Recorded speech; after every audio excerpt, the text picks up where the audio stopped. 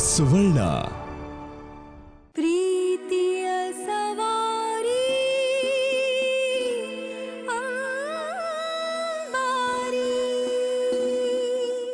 ನಿಮಗೆ ಅಮ್ಮನಿಗೆ ನಮ್ಮಿಂದ ಎಷ್ಟು ತೊಂದರೆ ಆಗಿದೆಯೋ ಅದಕ್ಕೆ ನಾನು ಕ್ಷಮೆ ಕೇಳ್ತೀನಿ.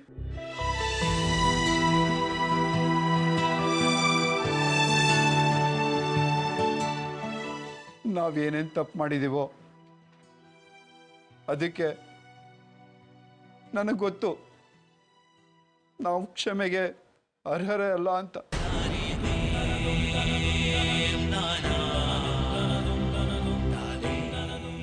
ನೀವು ಯಾವ ಮನುಷ್ಯನ ನಂಬಿ ಆ ಮನುಷ್ಯನ ಕೈಗೆ ನಿಮ್ಮ ತಂಗಿ ಜೀವನನೇ ಕೊಟ್ಟರೋ ಅವನಿಂದ ನಿಮಗೆ ತುಂಬ ನೋವಾಗಿದೆ. ನಾನು ಅದಕ್ಕೆ ಕ್ಷಮೆ ಕೇಳ್ತೀನಿ.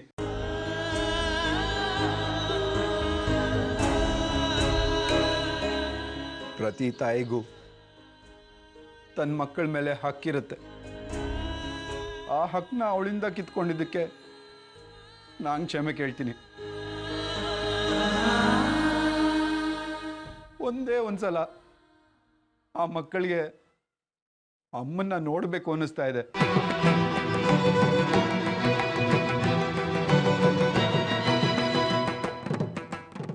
ಅಮ್ಮನ ಪ್ರೀತಿ ಬೇಕು ಅನ್ನಿಸ್ತಾ ಇದೆ. ಆದರೆ ನಾವು ಎಂಥ ದುರಾದೃಷ್ಟವಂತರಂದ್ರೆ ಆ ಅವಕಾಶ ಕೂಡ ನಮಗಿಲ್ದಾಗೋಯ್ತು. ನಮಗೆ ಈಗ ಅಮ್ಮನ್ನ ನೋಡಬೇಕು ಅನ್ನಿಸ್ತಾ ಇದೆ.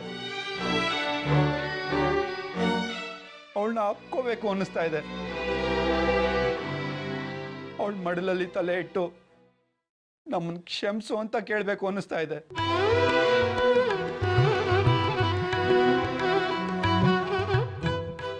ಆದರೆ ಅವಳು ನಮ್ಮೆಲ್ಲರಿಂದನೂ ದೂರ ಹೊರಟೋಗಿದ್ದಾಳೆ. ಅವಳಿವತ್ತು ಬದುಕೆ ಇಲ್ಲ ಅನ್ನೋದು ಕೇಳಿದ್ರೆ, ಇಲ್ಲಪ್ಪ, ನಿಮ್ಮಮ್ಮ ಬದುಕಿದ್ದಾಳೆ.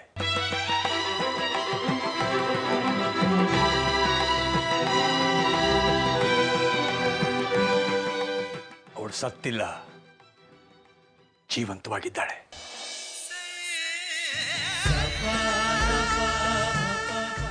ಮತ್ತೆ ಹಾಗಿದ್ಮೇಲೆ ಇದೆಲ್ಲ ಏನ್ ಮಾವ? ಇದೆಲ್ಲ ತನ್ನವರಿಗೆ, ತನ್ನನ್ನು ಕೆಟ್ಟದಾಗಿ ನಡೆಸ್ಕೊಂಡ ಸಮಾಜಕ್ಕೆ ತಾನು ಹೀಗೆ ಇರಲಿ ಅಂತ ಮಾಡಿದ್ದು. ಯಾರು ಅವಳನ್ನು ಅವಮಾನ ಮಾಡಿ ಮನೆಯಿಂದ ಹೊರಗೆ ಹಾಕಿದ್ರು ಅವ್ರಿಗೆ ಅವಳು ಸತ್ತೋದ್ಲು ಅಂತ ಕೇಳಿದ್ರೆ ಎಷ್ಟು ಸಂತೋಷವಾಗ್ತಿತ್ತಲ್ಲ. ಅವರಾದರೂ ಸಂತೋಷವಾಗಿರ್ಲಿ ಅನ್ನೋ ಕಾರಣಕ್ಕಾಗಿ ಮಾಡಿದ್ಲಷ್ಟೆ. ಇದೆಲ್ಲ ಅವಳ ಗುರುತುಗಳು.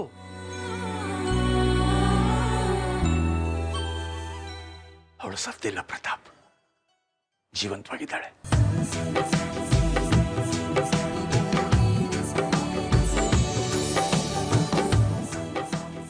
ನನ್ನ ತಂಗಿ ಮಕ್ಕಳ ಹತ್ರ ನಾನು ಹೀಗೆ ಮಾತಾಡಬಾರ್ದಾಗಿತ್ತು. ದಯವಿಟ್ಟು ನನ್ನ ಕ್ಷಮಿಸ್ಬೇಡ ಮಾವ, ಪ್ಲೀಸ್ ಹಾಗೆ ಹೇಳ್ಬೇಡಿ. ನಮ್ಮಮ್ಮ ಬದುಕಿದ್ದಾಳೆ ಅಂತ ಹೇಳಿದ್ರಿ, ಎಲ್ಲಿದ್ದಾಳೆ ಅವಳು?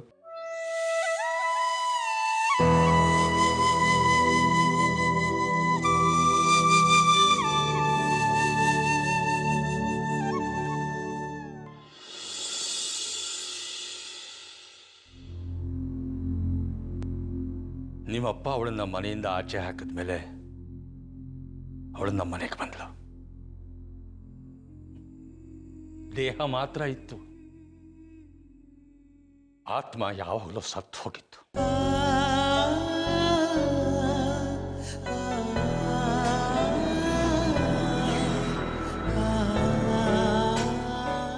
ಹತ್ತು ಕಣ್ಣೀರು ಕೂಡ ಖಾಲಿಯಾಗಿ ಹೋಗಿತ್ತು. ಊಟ, ನಿದ್ದೆ, ತಿಂಡಿ ಯಾವುದು ಬೇಕಾಗಿರಲಿಲ್ಲ.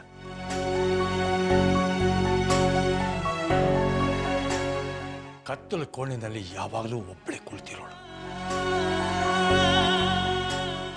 ನಿಮ್ಮಪ್ಪ ಅವಳ ಮೇಲೆ ಎಂಥ ಆಪಾದನೆ ಹೊರಿಸಿದ್ದ ಅಂದ್ರೆ ಅದು ಅವಳ ಎದೆನ ಚುಚ್ಚಿ ಚುಚ್ಚಿ ರಕ್ತ ಸುರಿಯೋ ಹಾಗೆ ಮಾಡ್ತಿತ್ತು. ಅವಳ ಬದುಕನ್ನ ಕತ್ತಲು ಆವರಿಸ್ಕೊಂಡು ಬಿಟ್ಟಿತ್ತು. ಏನಾಯ್ತಮ್ಮ ಅಂತ ನಾನು ಕೇಳಿದ ಪ್ರಶ್ನೆಗೆ ನನಗೆ ಸಿಕ್ಕ ಉತ್ತರ ಮೌನ. ಸಾಮಾನ್ಯವಾಗಿ ಯಾರಾದರೂ ಇನ್ನೊಬ್ಬರ ಮೇಲೆ ಇಲ್ಲದ ಆರೋಪ ಹೊರಿಸಿದ್ರೆ ಆರೋಪ ಹೊರಿಸ್ಕೊಂಡು ವ್ಯಕ್ತಿ ಸುಮ್ಮನೆ ಇರಲ್ಲ, ಮಾತಾಡ್ತಾನೆ. ನಾನು ತಪ್ಪು ಮಾಡಿಲ್ಲ ಅಂತ ರುಜುವಾತು ಪಡಿಸೋದಕ್ಕೆ ಪ್ರಯತ್ನ ಪಡ್ತಾನೆ. ಆದರೆ ನಿಮ್ಮಮ್ಮ ಏನೂ ಮಾತಾಡಲಿಲ್ಲ, ಮೌನಕ್ಕೆ ಶರಣಾಗ್ಬಿಟ್ಟಿದ್ಲು. ಆದ್ರೆ ಇನ್ನೊಬ್ಬರ ಸುದ್ದಿ ಅನ್ನೋದಿದೆಯಲ್ಲ, ಅದು ಒಂಥರ ಕಾಳಗಿಚ್ಚಿನ ತರ ಬಹಳ ಬೇಗ ಹರಡ್ಬಿಡುತ್ತೆ. ಅವಳು ಹಾಗಂತೆ, ಅವಳು ಹೀಗಂತೆ, ಅವಳು ಹೀಗೆ ಮಾಡಿದ್ಲಂತೆ, ಅವಳು ಹೀಗಾಯ್ತಂತೆ, ಈ ತರ ಸುದ್ದಿ ಊರಲ್ಲಿ ಹರಡೋದಕ್ಕೆ ಶುರುವಾಯಿತು. ಎಲ್ಲರ ಬಾಯಲ್ಲೂ ಇವಳು ಮಾತೇನೆ. ಊರಿನ ಜನಗಳೆಲ್ಲ ದೇವಕಿ ಬಗ್ಗೆ ಮಾತಾಡ್ತಾ ಇರೋ ಸುದ್ದಿ ಕೇಳಿ ನನ್ನ ಮನಸ್ಸು ತಡಿಲಿಲ್ಲ. ಇದಕ್ಕೆ ಕಾರಣಕರ್ತರಾದವರಿಗೆ ಸರಿಯಾದ ಪಾಠ ಕಲಿಸಬೇಕು ಅಂತ ನಿಮ್ಮ ಅಪ್ಪನ ಹುಡುಕೊಂಡು ಹೋದೆ. ಆದ್ರೆ ನಿಮ್ಮಪ್ಪ ಊರ್ ಬಿಟ್ಟು ಹೋಗಿದ್ದಾನೆ ಅನ್ನೋ ಸುದ್ದಿ ಗೊತ್ತಾಯ್ತು.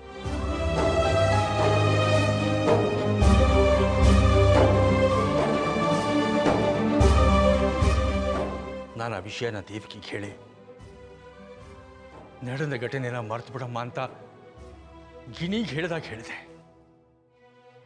ಪ್ರಯೋಜನಕ್ಕೆ ಬರಲಿಲ್ಲ. ಅವಳ ಮನಸ್ಸಿಗೆ ಎಂತ ಆಘಾತ ಆಗಿತ್ತು ಅಂದ್ರೆ ಅದರಿಂದ ಅವಳು ಚೇತರಿಸ್ಕೊಳ್ಳೋದಕ್ಕೆ ಆಗಲಿಲ್ಲ.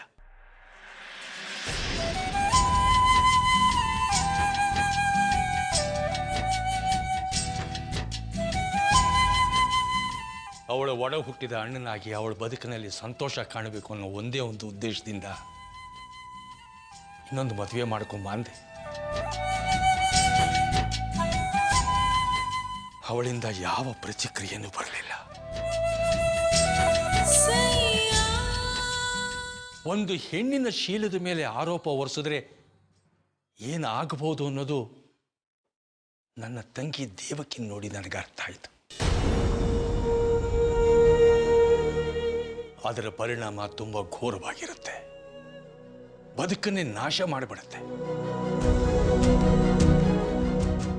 ನಿಮ್ಮಪ್ಪ ಅವಳ ಮೇಲೆ ಆರೋಪ ಮಾತ್ರ ಹೊರಿಸಲಿಲ್ಲ,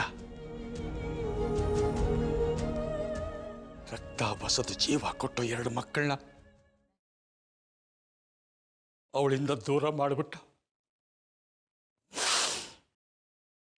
ಹೆತ್ತ ಮಕ್ಕಳಿಂದ ದೂರ ಆದ ನೋವು, ಜನಗಳ ಚುಚ್ಚು ಮಾತು ಸಹಿಸೋಕಾಗ್ತಾ ಇರಲಿಲ್ಲ ಅವಳಿಗೆ.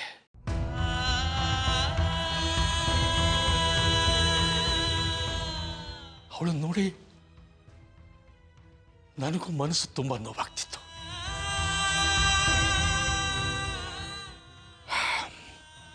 ಒಂದು ದಿನ ಧೈರ್ಯ ಮಾಡಿ ಹೇಳೇಬಿಟ್ಟೆ, ದೇವಕಿ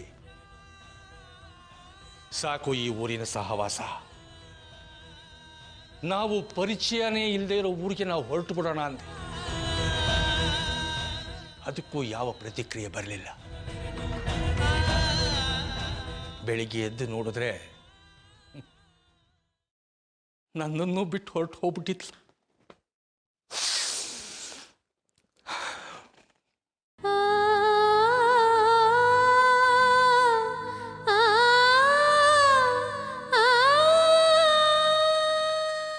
ನಾನು ಅವಳನ್ನು ಹುಡುಕೋದಿಕ್ಕೆ ಸಾಕಷ್ಟು ಪ್ರಯತ್ನ ಪಟ್ಟೆ,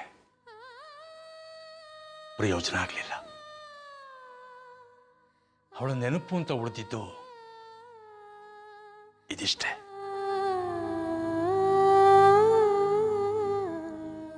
ಇದನ್ನು ನೋಡಿದಾಗಲೆಲ್ಲ ನನ್ನ ತಂಗಿ ಅನುಭವಿಸಿದ ಸಂಕಟಗಳು ಅದಕ್ಕೆ ಕಾರಣಕರ್ತರಾದ ನಿಮ್ಮಪ್ಪ ನನ್ನ ಕಣ್ಣು ಮುಂದೆ ಬರೋನು.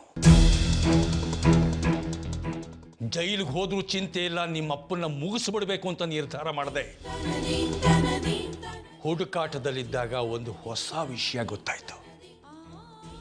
ನಿಮ್ಮಪ್ಪ ಯಾವತ್ತೋ ತೀರ್ಕೊಂಬಿಟ್ಟಿದ್ದ ಅಂತ.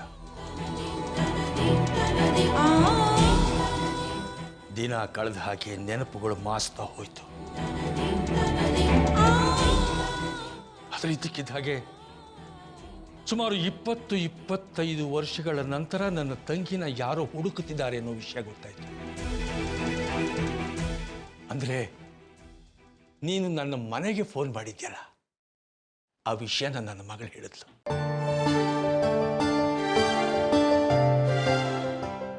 ನಿನ್ನನ್ನು ನೋಡಬೇಕು ಅನ್ನಿಸ್ತು, ಓಡೋಡಿ ಬಂದೆ.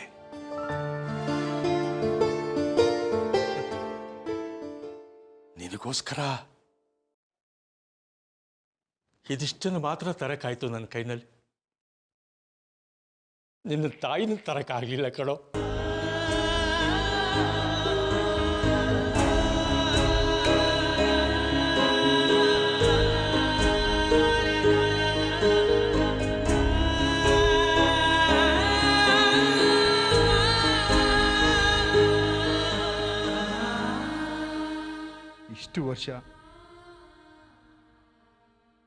ಇಷ್ಟು ವರ್ಷ ಅಮ್ಮ ಎಲ್ಲಿದ್ದಾಳೋ, ಹೇಗಿದ್ದಾಳೋ, ಈಗ ಏನು ಮಾಡ್ತಿದ್ದಾಳೋ?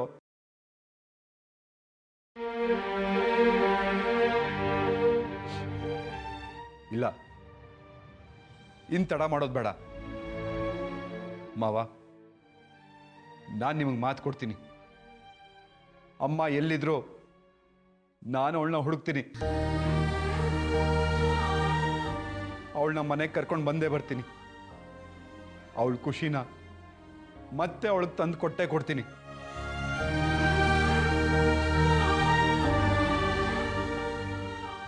ಮಾವ, ನಿಮ್ಮ ಹತ್ರ ಅಮ್ಮಂದು ಯಾವುದಾದ್ರೂ ಫೋಟೋ ಇದೆಯಾ?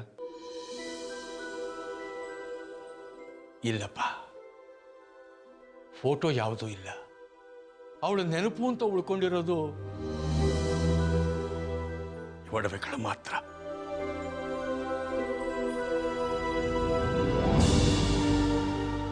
ತನ್ನಿಂದ ಬೇರೆಯವರಿಗೆ ತೊಂದರೆ ಆಗೋದು ಬೇಡ ಅಂತ ನಮ್ಮನ್ನೆಲ್ಲ ಬಿಟ್ಟು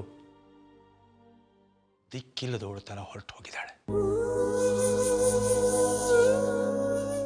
ಪರದೇಸಿ ತರ ಎಲ್ಲೋ ಬದುಕ್ತಾ ಇದ್ದಾಳೆ, ಹೆಸರಿಲ್ಲದವಳು ಹಾಗೆ.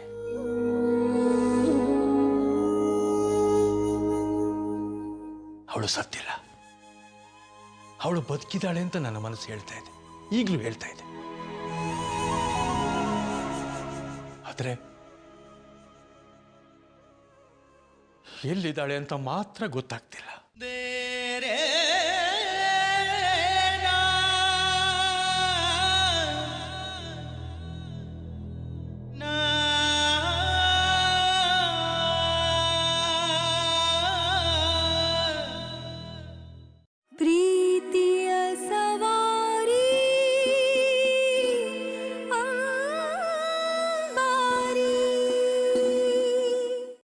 ಅರೆ, ನೀವು ಇದ್ದಕ್ಕಿದ್ದಂಗೆ ಹೀಗೆ ಹೇಳಿದ್ರೆ ಹೇಗೆ? ಒಂದ್ ನಿಮಿಷ ನನ್ನ ಮಾತು ಕೇಳಿಸ್ಕೊಳ್ಳಿ. ಹಾ, ಅದೆಲ್ಲ ಸರಿ. ನೀವೇನು ಹೇಳಿದ್ರಿ ಹೇಳಿ? ಒಂದ್ ನಿಮಿಷ ನನ್ನ ಮಾತು ಕೇಳಿಸ್ಕೊಳ್ಳಿ. Hello hello hello. ಯಾಕೆ ದೀಪಿಕಾ, ಏನಾಯ್ತು? ಯಾಕೆ ಇಷ್ಟೊಂದು ಟೆನ್ಷನಲ್ಲಿದೆಯಾ? ಏಜೆಂಟ್ ಅವ್ರು ಫೋನ್ ಮಾಡಿದ್ರು. ನಾವು ಅರ್ಜೆಂಟಾಗಿ ಮನೆ ಖಾಲಿ ಮಾಡ್ಬೇಕಂತೆ, ಅದು ಇನ್ 1 hour ಅಲ್ಲಿ. ಏನು? ಅದು ಈ ಮನೆ ಓನರ್ ಇದಾರಲ್ಲ, ಅವ್ರು ಬರ್ತಿದಾರಂತೆ. ಅವ್ರ ಈ ಮನೆನ ಬರೀ ಫ್ಯಾಮಿಲಿ ಅವ್ರಿಗೆ ಮಾತ್ರ ಕೊಡೋದಂತೆ, ಒಬ್ರೊಬ್ರೆ ಇರೋ ಹುಡುಗಿರ್ಗೆ ಕೊಡೋದಿಲ್ವಂತೆ. ಛೇ, ಎಲ್ಲೇ ಹೋದ್ರೂ ಈ ಹುಡುಗಿರ್ಗೆ ಒಂಟಿಯಾಗಿರೋದಕ್ಕೆ ಪ್ರಾಬ್ಲಮ್. ಆ ಓನರ್ ಈಗಲೇ ಬರ್ತಾ ಇದ್ದಾರಂತೆ. ಅಯ್ಯೋ, ಅವ್ರು ಇದಕ್ಕಿದ್ದಾಗೆ ಹೀಗೆ ಹೇಳ್ಬಿಟ್ರೆ ನಾವೇನ್ ಮಾಡೋಕ್ಕಾಗತ್ತೆ? ಅವ್ರಿಗೇನು ತಲೆಗೆಲ್ಲ ಕೆಟ್ಟಿದ್ಯಂತ? ಇದನ್ನೆಲ್ಲ ನೀವು ಅವ್ರ ಹತ್ರನೇ ಕೇಳ್ಕೊಳ್ಳಿ. ಅವ್ರು ಏನು ಹೇಳ್ತಿದ್ದಾರೆ ಅಂದರೆ, ಬೇಕಿದ್ರೆ ಅವ್ರು ನಮ್ ಪೂರ್ತಿ ದುಡ್ಡು ವಾಪಸ್ ಕೊಟ್ಬಿಡ್ತಾರಂತೆ. ಅಲ್ಲ, ಅವ್ರು ಇದ್ದಕ್ಕಿದ್ದಂಗೆ ಹೀಗೆ ಹೇಳ್ಬಿಟ್ರೆ ನಾವ್ ಎಲ್ಲಿ ಹೋಗೋದು? ನನ್ಗಂತೂ ಸಾಯೋಂಗ್ ಆಗ್ತಿದೆ. ಪ್ರತೀಕ್ ಖಂಡಿತ ಸೆಟ್ ಮಾಡ್ಕೊಳ್ತಾನೆ. ಅವ್ನು ನಂಗೆ ಈ ಪ್ರಾಜೆಕ್ಟ್ ಕೂಡ ಮಾಡಕ್ ಬಿಡೋದಿಲ್ಲ. ಗ್ಯಾರಂಟಿ ವಾಪಸ್ ಕರ್ಸ್ಕೊಳ್ತಾನೆ. ಅಲ್ಲ, 1 ಗಂಟೆ ಒಳಗೆ ಮನೆ ಖಾಲಿ ಮಾಡು ಅಂದ್ರೆ ಹೇಗೆ? ಅಷ್ಟು ಬೇಗ ನಾವು ಬೇರೆ ಇನ್ನೇನ್ ವ್ಯವಸ್ಥೆ ಮಾಡ್ಕೊಳ್ಳೋದಕ್ಕಾಗತ್ತೆ? ಅಣ್ಣಂಗೆ ವಿಷಯ ಗೊತ್ತಾದ್ರೆ ಎಷ್ಟು ನೊಂದ್ಕೊಳ್ಬೋದು. ನನಗೆ ಗೊತ್ತಿಲ್ದಿರೋ ಊರಲ್ಲಿ ಇರೋದಕ್ಕೊಂದು ಜಾಗನೂ ಇಲ್ಲ ಅಂದ್ರೆ ಅವ್ರೆಷ್ಟು ಗಾಬರಿ ಆಗ್ಬೋದು, ಎಷ್ಟು ಸಂಕಟ ಪಡ್ಬೋದು. ಎಷ್ಟು ಕಷ್ಟಪಟ್ಟು ಕೆಲಸ ಹುಡುಕಿದ್ದೀನಿ. ಎಂತೆಂಥ ಜವಾಬ್ದಾರಿಗಳನ್ನ ಬಿಟ್ಟು ಎಂತೆಂಥ ಜವಾಬ್ದಾರಿಗಳನ್ನ ತಗೊಂಡು ಇಲ್ಲಿ ತನಕ ಬಂದಿದ್ದೀನಿ. ಇಂಥ ಟೈಮಲ್ಲಿ ಹೀಗಾದ್ರೆ ಹೇಗೆ? ಪ್ರಾಬ್ಲಮ್ಮು ನಿಮಗಳದ್ದು ಮಾತ್ರ ಅಲ್ಲ, ನಮ್ಮ 3 ಜನದ್ದು ಹೌದು. ನಾನು ಸ್ಟೂಡೆಂಟ್ಸ್ಗಳಿಗೆ ಇಲ್ಲಿ ಅಡ್ರೆಸ್ಸೇ ಕೊಟ್ಟಿದ್ದೀನಿ. ಹೀಗೆ ದಿನ ಅಡ್ರೆಸ್ ಚೇಂಜ್ ಮಾಡ್ತಾ ಇದ್ರೆ ಕಲಿಯೋದಕ್ಕೆ ಯಾರು ಬರ್ತಾರೆ? ಏನ್ ಮಾಡ್ಲಿ? ನಂಗೆ ಏನ್ ಮಾಡ್ಬೇಕಂತಾನೆ ಗೊತ್ತಾಗ್ತಿಲ್ಲ. ತಲೆ ಕೆಟ್ಟೋಗಿದೆ. ನನ್ ಕನ್ಸೆಲ್ಲ ಹಾಳಾಗೋಯ್ತು. ನೀ ನನಗ್ ಸುಳ್ಳು ಹೇಳ್ದೆ, ನಂಬಿಕೆ ದ್ರೋಹ ಮಾಡ್ದೆ, ಹಾಗೆ ಹೀಗೆ ಅಂತೆಲ್ಲ ಹೇಳಿ ಪ್ರತೀಕ್ ಈಗ ಸಕ್ಕದ ಕ್ಲಾಸ್ ತಗೊಳ್ತಾನೆ. ನೀನ್ ಸ್ವಲ್ಪ ಸುಮ್ಮನೆ ಇರ್ತೀಯಾ? ಏನಾದ್ರೂ ಯೋಚನೆ ಮಾಡೋದಕ್ಕೆ ಬಿಡು.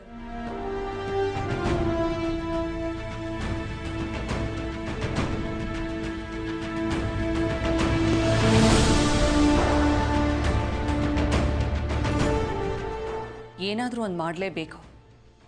ಮನೆ ಖಾಲಿ ಮಾಡೋದಕ್ಕಂತೂ ಖಂಡಿತ ಸಾಧ್ಯ ಇಲ್ಲ.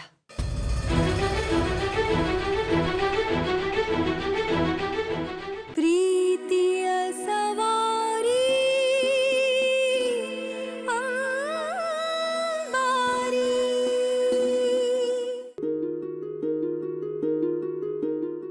ಅಮ್ಮನ ಹುಡ್ಕೋದಕ್ಕೆ ಯಾವ್ಯಾವ ದಾರಿಗಳಿದೆಯೋ ಅದು ಎಲ್ಲದ್ರ ಬಗ್ಗೆನೂ ಯೋಚಿಸ್ಬೇಕು.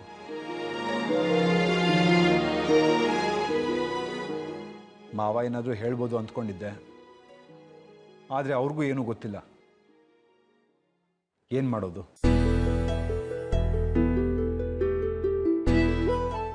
ಅಟ್ಲೀಸ್ಟ್ ಒಂದು ಫೋಟೋ ಆದರೂ ಇದ್ದಿದ್ರೆ ಹೆಲ್ಪ್ ಆಗ್ತಿತ್ತು. ಯಾವುದಾದ್ರೂ ಏಜೆನ್ಸಿ ಕೊಟ್ಟು ಹುಡ್ಕೋದಕ್ಕೆ ಹೇಳ್ಬೋದಾಗಿತ್ತು. News paper ಕೊಡ್ಬೋದಿತ್ತು.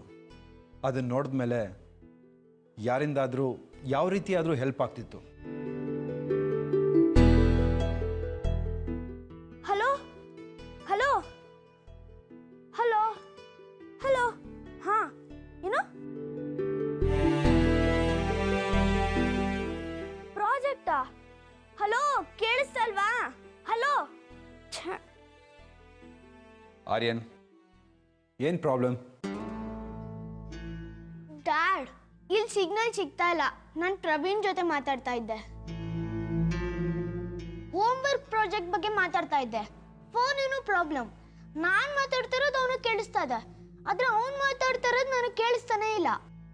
ಸರಿ ಸರಿ, ಒಳಗೆ ಹೋಗಿ ಲ್ಯಾಂಡ್ಲೈನಲ್ಲಿ ಮಾತಾಡು. Okay dad.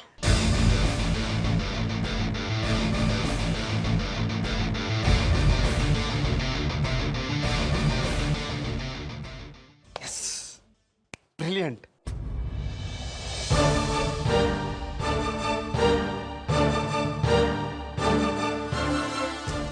ಏನು ಬಾವಾ, ಏನು ಹೊಳಿತು?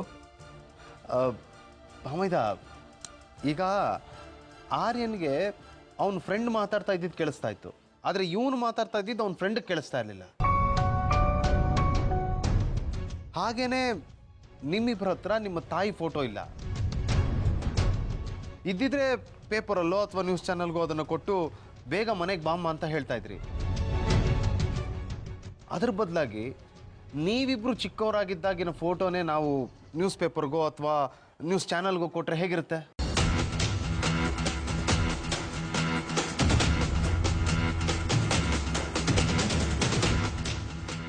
ಅದರಲ್ಲಿ ನಿಮ್ಮ ತಾಯಿಗೆ ಒಂದು ರಿಕ್ವೆಸ್ಟ್ ಮಾಡೋಣ. ನಿಮ್ಮ ಮಕ್ಕಳು ನಿಮಗೋಸ್ಕರ ಕಾಯ್ತಿದ್ದಾರೆ ಅಂತ. ಹೇಗಿದೆ ಐಡಿಯಾ? ಹಾ, ಬ್ರಿಲಿಯಂಟ್. ಆದರೆ ಒಂದು ವಿಷಯ, ನಾವು ಪೇಪರ್ನಲ್ಲಿ ಫುಲ್ಲು ಡೀಟೇಲ್ಸ್ ಹಾಕ್ಸೋದು ಬೇಡ. ನಾವು ಎಷ್ಟು ಡೀಟೇಲ್ಸ್ ಹಾಕಿಸ್ಬೇಕು ಅಂದರೆ ಅದು ನಿಮ್ಮಿಬ್ಬರ ತಾಯಿಗೆ ಮಾತ್ರ ಅರ್ಥ ಆಗಬೇಕು. ಇದನ್ನು ಯಾರು ಪ್ರಿಂಟ್ ಹಾಕ್ಸಿದ್ದಾರೆ, ಯಾತಕ್ಕೋಸ್ಕರ ಪ್ರಿಂಟ್ ಹಾಕ್ಸಿದ್ದಾರೆ ಅಂತ ಅವರಿಗೆ ಮಾತ್ರ ಗೊತ್ತಾಗಬೇಕು. ಬೇರೆ ಇನ್ಯಾರಿಗೂ ಗೊತ್ತಾಗಬಾರ್ದು. ಯಾಕೆಂದರೆ ನಿಮ್ಮ ತಾಯಿ ಈಗ ಹೇಗೆ ಬದುಕ್ತಿದ್ದಾರೆ ಅಂತ ನಮಗೆ ಗೊತ್ತೇ ಇಲ್ವಲ್ಲ. ಅವರು ಮತ್ತೆ ಮದುವೆ ಆಗಿದ್ದಾರಾ ಇಲ್ವಾ, ಅವ್ರ ಹಳೆ ಜೀವನದ ಬಗ್ಗೆ ಯಾರಿಗಾದ್ರೂ ಹೇಳ್ಕೊಂಡಿದ್ದಾರಾ ಇಲ್ವಾ, ಅದು ಯಾವುದು ನಮಗೆ ಗೊತ್ತೇ ಇಲ್ಲ. ಹಾಗಾಗಿ ನಾವೀಗ ಏನು ಮಾಡ್ತೀವೋ ಇದು ಬರೀ ಒಂದು ಎಚ್ಚರಿಕೆ ಅಷ್ಟೇ. ಯಾಕೆಂದರೆ ನಾವು ಈಗ ಮಾಡೋದ್ರಿಂದಾಗಿ ಅವರ ಈಗಿನ ವೈಯಕ್ತಿಕ ಜೀವನ ಹಾಳಾಗಬಾರ್ದಲ್ವಾ? ಕರೆಕ್ಟ್. ಅಮ್ಮನ ಹತ್ರ ನಮ್ಮ ಚಿಕ್ಕ ವಯಸ್ಸಿನ ಫೋಟೋ ಇದ್ದೇ ಇರುತ್ತೆ. ಅದನ್ನ ಪ್ರಿಂಟ್ ಹಾಕ್ಸೋಣ. ಅದನ್ನ ನೋಡಿದ್ಮೇಲೆ ಖಂಡಿತ ಅಮ್ಮನಿಗೆ ನಮ್ಮ ನೆನಪಾಗೇ ಆಗತ್ತೆ.